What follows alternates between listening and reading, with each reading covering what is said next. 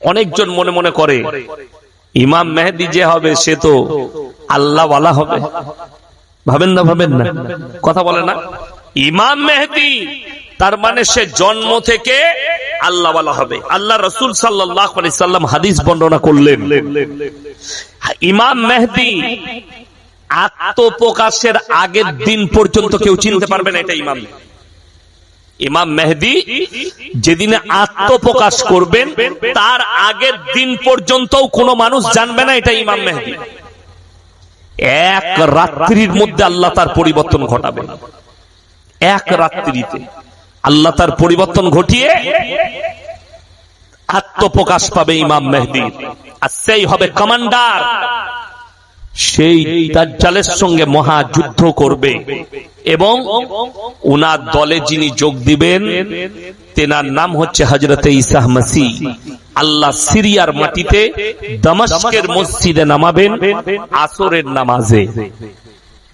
তাকে হযরতে ঈসা মসীহকে, আর উনি যুদ্ধ করতে শুরু করবেন এবং ওই যে টেম্পলটা থাকবে এখন যেটা আল আকসা মসজিদ দেখছেন, গোল্ডেন কালারটা কিন্তু মসজিদ নয়।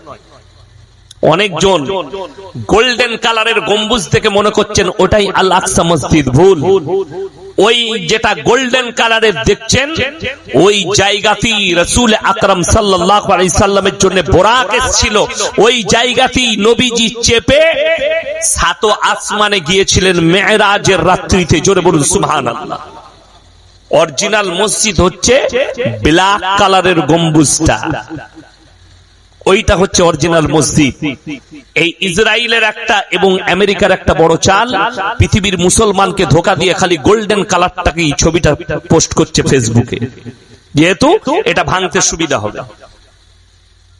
আর ওইটাই হবে আজকে ফিলিস্তিন শেষের দিকে, গাজা শেষ, দখল হবে।